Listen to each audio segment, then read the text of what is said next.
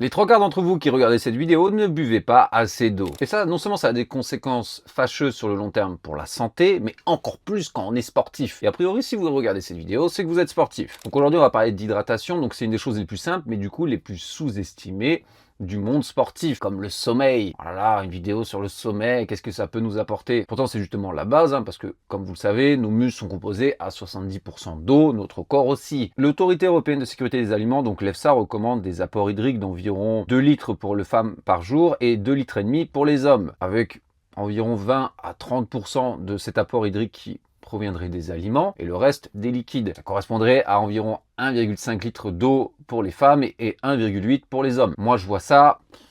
Et pourtant, selon les études récentes, la plupart des gens n'atteignent même pas ces quantités dérisoires. Selon une étude de Tolma, 75% des Français boivent moins de 1,5 litre d'eau par jour. Selon une autre enquête de la Credox, 77% des Français n'atteignent pas les recommandations journalières. Et c'est particulièrement vrai chez les adolescents. Une amie sportive d'ailleurs qui fait championnat de France de force, il y a des jours, elle me dit « Ouais, je bois même pas un litre, même pas un demi-litre d'eau ».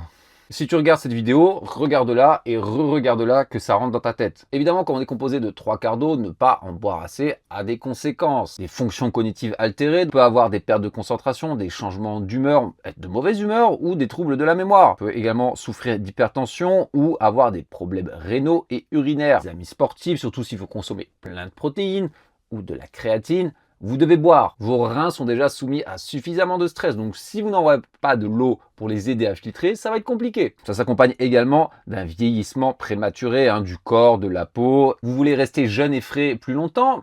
Buvez plus déjà. Et un autre problème qui va surtout toucher les femmes, mais également vous messieurs, c'est que si vous ne buvez pas assez d'eau, vous risquez de faire de la rétention d'eau. Alors je sais, c'est pas du tout logique. Si vous ne buvez pas assez d'eau, donc il y aura une augmentation de l'ADH, l'hormone antidiurétique, et il peut y avoir une accumulation de sodium, donc qui va causer de la rétention d'eau. Si vous avez des aspirations esthétiques, n'est-ce pas, vous faites de la musculation, du bodybuilding, du fitness pour avoir l'air plus sexy à la plage, ça nous intéresse vraiment pas. En ce qui concerne la musculation, la performance de manière générale, sachez que à partir de 3% de déshydratation, on peut perdre jusqu'à 10% de force, donc c'est particulièrement vrai sur les efforts de longue durée, mais il y a des études qui ont été faites également sur leg extension, sur le squat. On perd des reps, on perd de la force, on perd de l'explosivité, donc ça ne nous intéresse vraiment pas si on veut progresser en musculation. Comme je disais, le muscle est composé à 70% d'eau, donc il y aura une dégradation des fonctions neuromusculaires. La contraction musculaire est impactée, mais également le signal nerveux. Il y aura un stress sur le système cardiovasculaire, il y a moins de volume de plasma, ce qui diminue le débit cardiaque et également, du coup, la distribution d'oxygène aux muscles. Enfin, il y aura des problèmes avec la régulation de la chaleur. Le corps risque d'avoir trop chaud, de marcher moins bien et de générer beaucoup de fatigue. Si on se réfère plutôt à l'Académie des sciences américaines, il recommanderait pour les hommes qui font de la musculation quelque chose comme 3,7 litres par jour. Et les jours où vous pratiquez la musculation, on rajoute un demi-litre à 1 litre donc.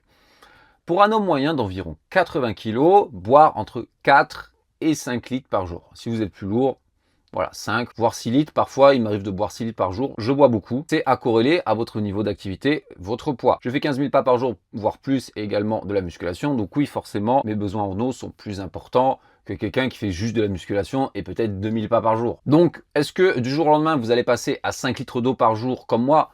Non, ça risque d'être compliqué. Évidemment, si vous êtes une femme, il faudra en boire un peu moins que ça, mais certainement pas 1 litre par jour. L'objectif, ça va déjà être d'augmenter un peu. Si vous êtes en dessous des 3 litres, moi je vous recommanderais déjà d'essayer d'atteindre les 3 litres de liquide par jour.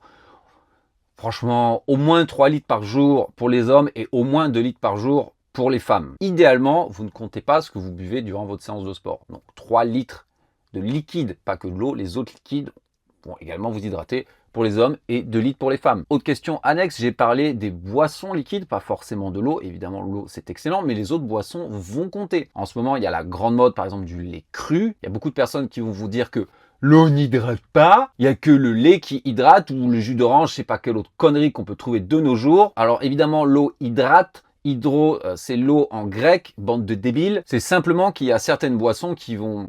Déjà, elles contiennent toutes de l'eau, mais c'est qu'en fonction de leur composition, elles vont hydrater un petit peu plus ou un petit peu moins que l'eau. Il y a un indice qui a été créé justement pour ça, avec l'eau comme base à 1, et je vais vous l'afficher à l'écran, on peut voir qu'il y a des boissons qui hydratent un peu plus que l'eau. Et effectivement, le lait cru, le lait demi-écrémé ou les boissons spécialisées pour réhydrater sont tout en haut du panier. On est quasiment à environ 1,5 fois plus hydratant que l'eau. Et oui, contrairement aussi à ce qu'on pourrait croire, mais le coca ou le coca zéro vont plus hydrater que l'eau, légèrement plus à cause du sel et des autres électrolytes qu'on peut trouver dedans. À l'inverse, on peut voir qu'il y en a qui le font moins, évidemment la bière parce que l'alcool déshydrate un peu, le thé ou en particulier le café parce que la caféine sera déshydratante. Vous voyez, ça vous hydrate quand même un café, c'est juste que ça hydrate moins que de l'eau. Donc 1 litre de café, ça va moins hydrater qu'1 litre d'eau. Faut pas croire que boire du café, ça va vous déshydrater. Non, ça va quand même vous hydrater, juste moins que de l'eau. Pourquoi le lait cru, il est plus efficace? Parce qu'il contient des électrolytes, hein, donc la balance d'électrolytes, c'est important pour le corps, pour l'hydratation, sodium, potassium, calcium, magnésium, et également les protéines hein, qui vont ralentir l'absorption et